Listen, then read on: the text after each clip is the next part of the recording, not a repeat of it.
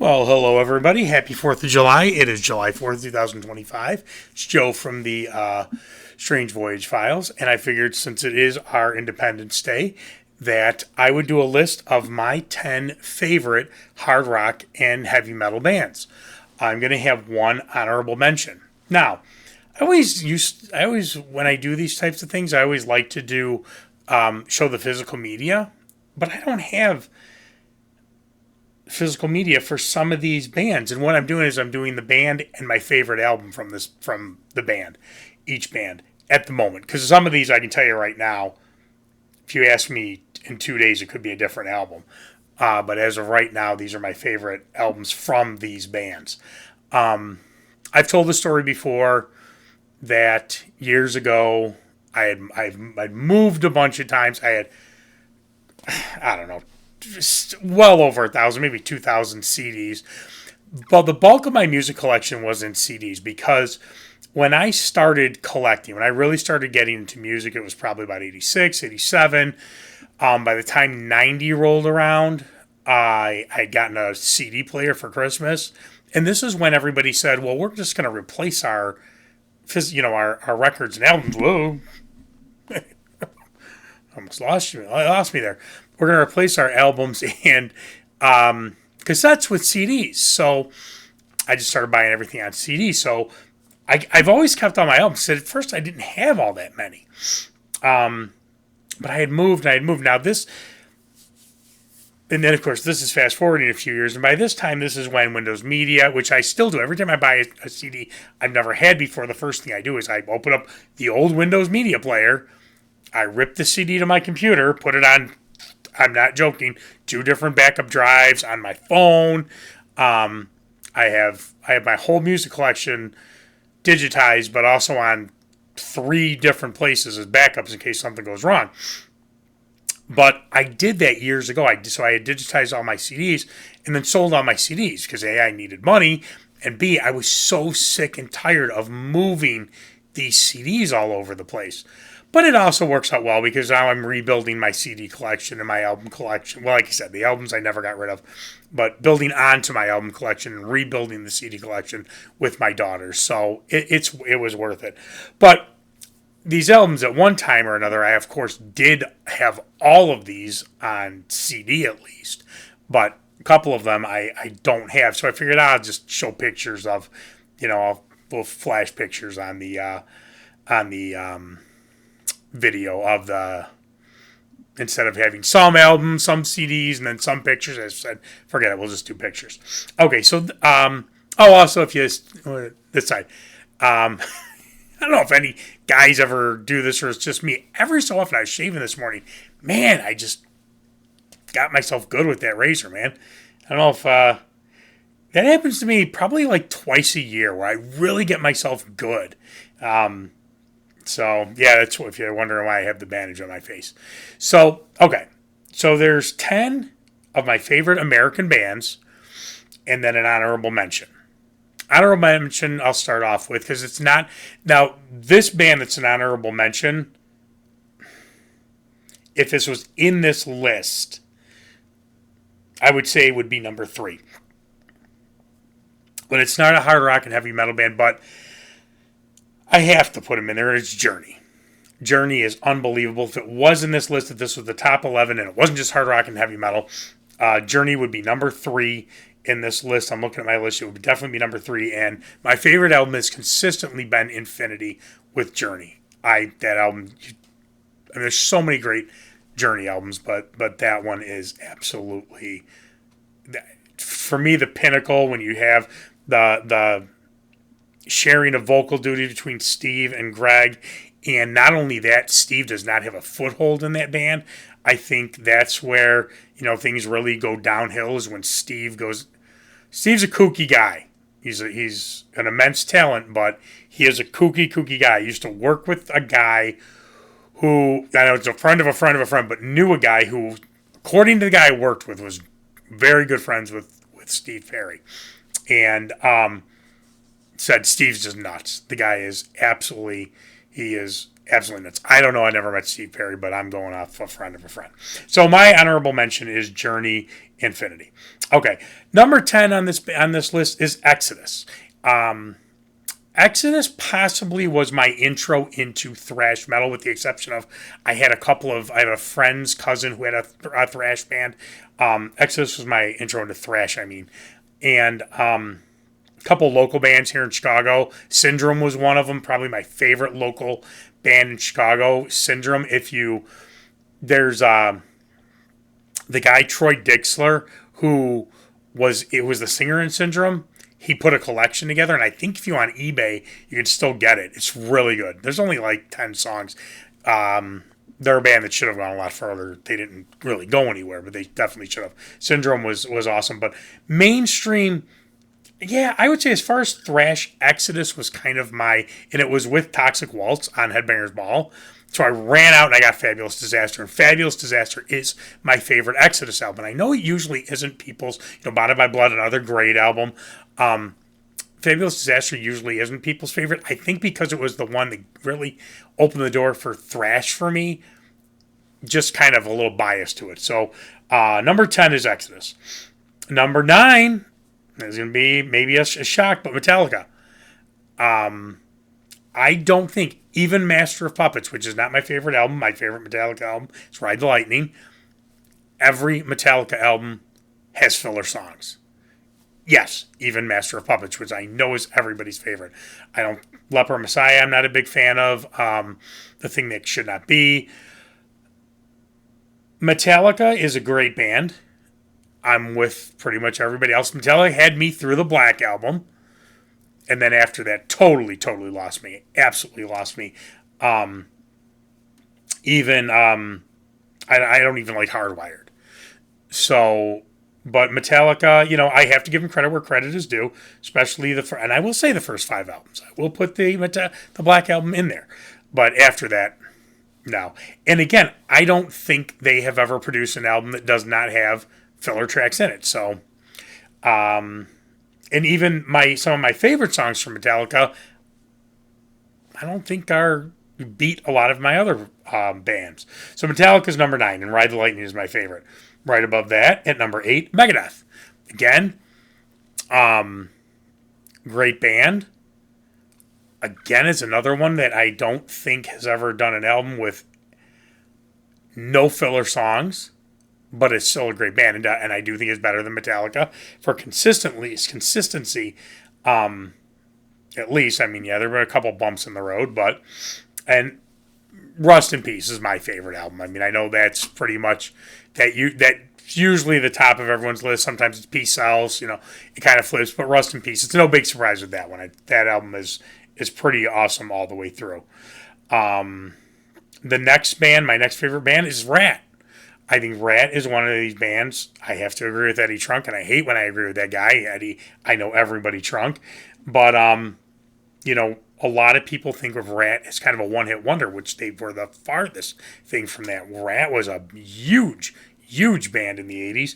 Now, my favorite Rat album, and I love Invasion of Your Privacy and Out of the Cellar, but my favorite Rat album is actually Detonator. Scratch That Itch, I can't stand that song, but I think that album is pretty solid all the way through. I really like Detonator, and I think if that album came out 2 or 3 years earlier, it would have been a success. Detonator wasn't really a success. I think it would have. It just came out during, the grunge era. So my next favorite band, that was 10, 9, 8, 7. So number 6, number 6 is Aerosmith, and my favorite album from them is Pump.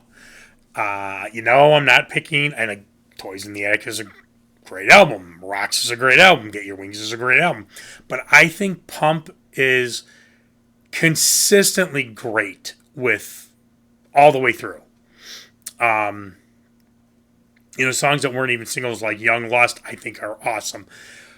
Whereas, again, there's there's filler tracks on, at least to me, on Get Your Wings, on Toys in the Attic. And I think Pump is the most solid album. So, that Aerosmith is my number 6. Yep, so number 5, Alice Cooper. And this is probably going to be a big surprise to a lot of people. My favorite Alice Cooper is Raise Your Fist and Yell. I love Freedom. Roses on White Lace. I love that album. I love it all the way through. It was really a comeback album for Alice, kind of after that drunk out of his mind time. And it does,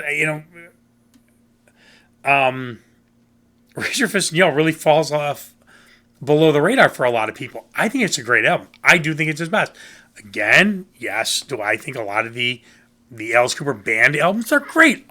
And Alice Cooper, Welcome to My Nightmare, great album. Killer, great album. These are great albums. For some, I think Raise Your Fist and Yell is his best. Now, I will say, and this is why I've never done a ranking of Alice. Same thing why I never did a ranking of Megadeth. I haven't listened to all their albums. Either one. I mean, there are albums like Brutal from Alice, Dirty Diamonds, Brutal Planet, Road. I just haven't listened to. And I'm probably, maybe I'll get around to it at some point. But, there were so many. And you hear that, you're not missing much. You're not missing much. So I'm not really in a big hurry to listen to all these albums. So from what I know of Alice Cooper, Raise Your Fist and Yell is my favorite. Number 4, Motley Crue, Shout at the Devil. Hands down. Now, here's the thing with the Crue. I really only like the first 2 albums, Too Fast for Love and Shout at the Devil. Dr. Feelgood, I did love for a long time. Not as much. I don't think it's aged well. And it has nothing to do with like the lyrics and the social aspect of it. What is with this chair? That would be funny. I mean, that would be probably, if I fell back and whacked my head into the bed and knocked myself out on this video, that would probably gain me a ton of followers. Maybe I should do that. But Motley Crue, the strength of those 2 albums, those first 2 albums, I listen to those albums all the time. I will always come back to Too Fast for Love and Shout at the Devil, especially Shout at the Devil. I think Shout at the Devil, with the exception of Helter Skelter, I don't like the Beatles. I've said that before. Is a perfect album all the way through. I think the unreleased tracks are great. Theater of Pain has grown on me a little bit more. I think Side A, as far as Keep Your Eye on the Money and Louder Than Hell, are great. Home Sweet Home I love. Use It or Lose It is okay. But it's grown on me a little bit more. I'll listen to at least half of it, whereas before I would really not listen to any of it, except for a couple songs. But the first 2 Crue albums are so strong that it shoots them up there. So yeah, number 4 is Motley Crue. Number 3, Van Halen. Now this is one where this could change at any time. I did on my old channel a ranking of Van Halen albums, and 5150 was my favorite at the time. I know a lot of people hate the Sammy Hagar era. I do like the Sammy Hagar era. No shame in admitting that. But right now, my favorite Van Halen album is Van Halen 2. I just, that one for over the past year or so is the one I go to. It's been the one I listen to the most, and I think it's solid all the way through. So my number 3 American band is Van Halen. Number 2, and it's weird because you almost don't think of this as an American band because he was such an Anglophile, Dio. But Dio's an American band. You could start to split hairs and say, well, the original incarnation, you have Jimmy Bain, you have Vivian Campbell, but Ronnie is the constant. And they start in Los Angeles. They're based out of America. And again, Ronnie, this New York State guy, he's the constant in the band. So it's an American band, even though it is so British, so European. So Dio is, he points the finger to Europe as far as greatness of heavy metal. But Dio is my number 2 favorite American band. And you know what? Few months ago, I would have said my favorite Dio album of all time is Last in Line. It's Lock Up the Wolves. That's the album I go to more. Now, it would be Lock Up the Wolves, Last in Line, Holy Diver for me right now. And I know everybody says Holy Diver is their favorite. Great album. I mean, these are 3. This is like having 3 Mona Lisas and saying, well, or 3 whatever painted by Michelangelo or Da Vinci, and going, well, which one's the best? They're all 3 of them are perfect albums. But I love, and I know a lot of people hate this album. My go-to is Lock Up the Wolves. I love that album. Absolutely love that album. My favorite American band is Kiss, man. And as I'm doing this list, it really, between Kiss and Dio, they kind of flip-flop, but I listen to Kiss more, and it's the first album. I think even Kissing Time, and I do have both versions. I have the vinyl with and without Kissing Time. I think that album's perfect all the way through. Every single song, including Kissing Time. I think it's a great, great album. They put out, unbelievable albums. And yeah, even 80s Kiss. Crazy Nights has grown on me, man. There's a couple clunkers on there still, but God, I even like Bang Bang You now. I even like My Way now. But no, nothing touches the first album. So that's my list. My top 10 hard rock and heavy metal American bands. And I know some of these are thrash. Some of you guys may say, well, those are thrash instead of metal. I'm old school. It was still metal. When it was 1987, 1988, Metallica was a heavy metal band. Metallica. It's in their name. So I'm going the old... I do everything old school. I don't, No, it's heavy metal. It is heavy metal. Now, as far as like new metal and whatnot, you can throw that in with grunge. That stuff's garbage. But, all right. So, hope you guys enjoyed this. Those are my top 10 American hard rock and heavy metal bands. Like, subscribe, do the whole thing. Running joke again. Madison at one point is going to do my X and Instagram and all that. It's it's kind of like I'm getting to the point like where it's like Jimmy Kimmel when he goes, we have to bump Matt Damon again. That's my bump of Matt Damon. Madison will have that up soon. Yeah, sure she will. But I'm a big patriot. I love this country. I am very proud of this country. So I wanted to do something special on the 4th of July. I hope everybody has a happy and safe 4th of July. And I'd love to know what your top 10 American hard rock and metal bands are. All right, thanks for watching, and I will see you soon.